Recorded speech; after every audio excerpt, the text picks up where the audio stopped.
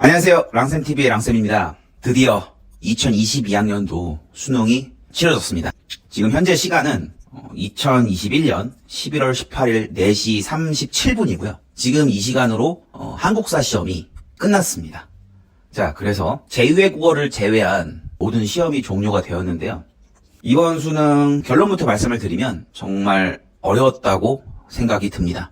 우선 평가원장의 기조를 봤을 때 6월, 9월 시험을 토대로 학생들이 선택 과목의 유불리가 없게끔 출제를 했고, 그리고 그동안에 출제했던 기조를 맞춰 출제했다고 했는데, 자, 먼저 국어 시험지를 보니까 과학 지문은 빠졌지만 문제가 만만치 않다고 생각을 합니다.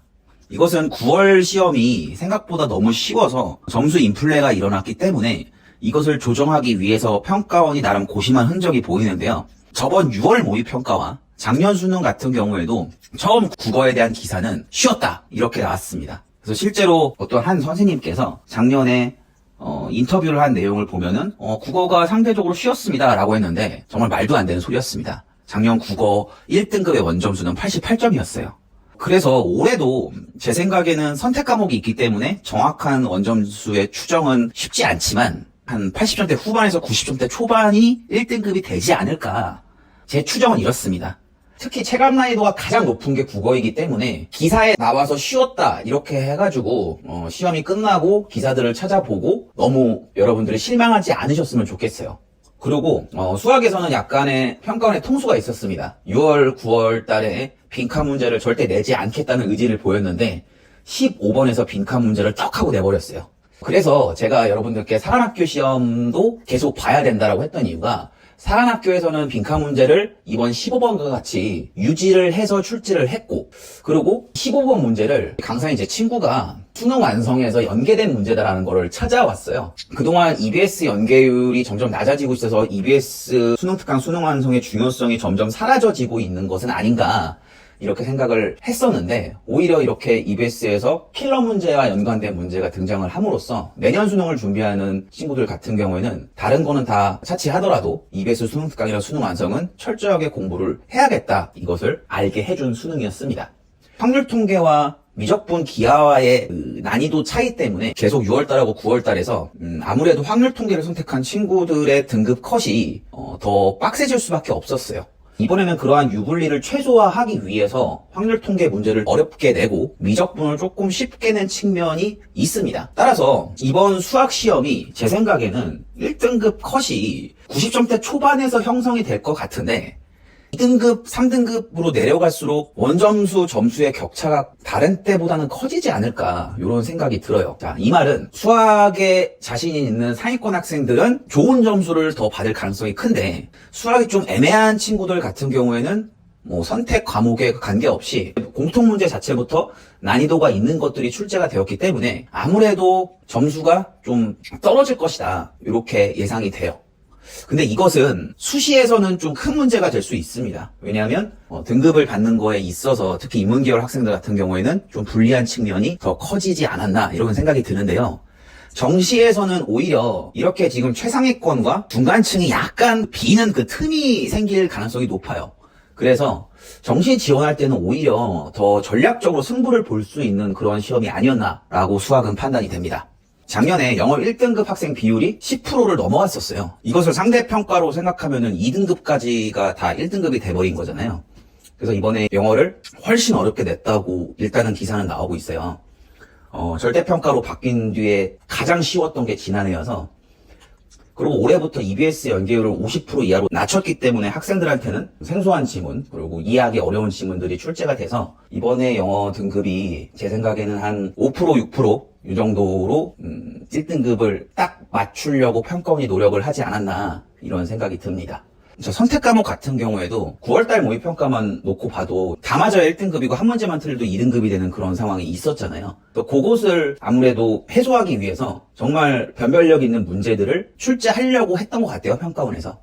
그래서 선택 과목도 이번에는 만만치 않을 것이다 라고 기사들이 나오고 있고요.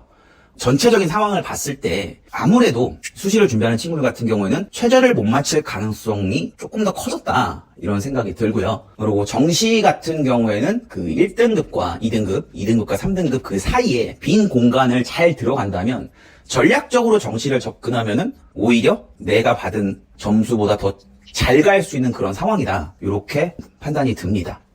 그러면 여러분들이 지금 이제 시험이 끝나고 집에 오셔서 가채점을 하실 거잖아요. 그러면 모든 사이트별로 가채점 결과를 토대로 어느 정도가 1등급이다, 2등급이다 이런 것을 원점수를 가지고 추정을 할 텐데, 여러분 제가 저번 방송에도 말씀드렸잖아요. 대부분 이렇게 하는 추정이 빗나간다라는 것을 6월달하고 9월달에서 여러분들 느끼셨죠?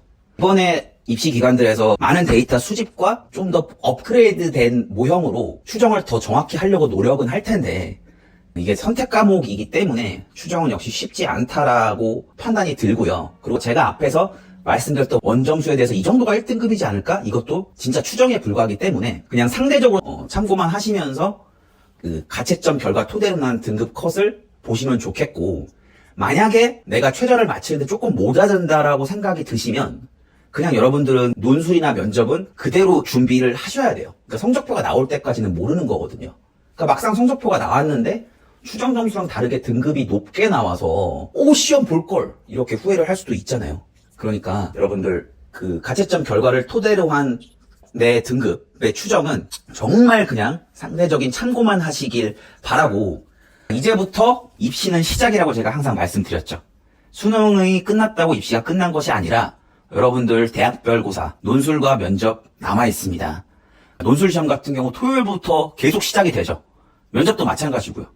그러니까 여러분들 끝나시고 집에 오셔서 푹 쉬는 것이 아니라 채점하시고 내가 정시로도 이 정도는 갈 수 있겠다라는 대략적인 느낌이 오시면 그 수시는 버리시고, 그게 아니면 여러분들은 필사적으로 수시 준비에 매달리시는 것이 오늘 여러분들이 채점을 하시고 해야 될 일입니다. 수능 고생 정말 많으셨는데 아직 우리는 갈 길이 멀어요. 수시가 끝나고 또 정시까지 있죠.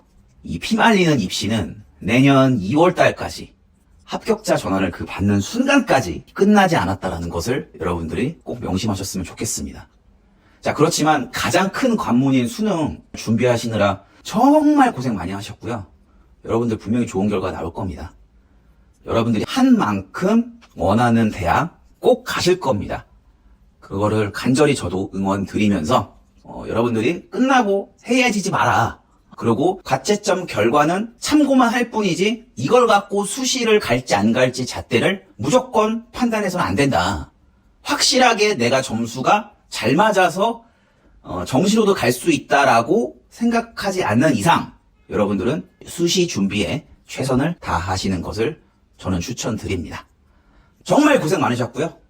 저는 또 여러분들한테 좋은 정보 계속 알려드리도록 노력하겠습니다. 여기까지 랑쌤TV였습니다. 감사합니다.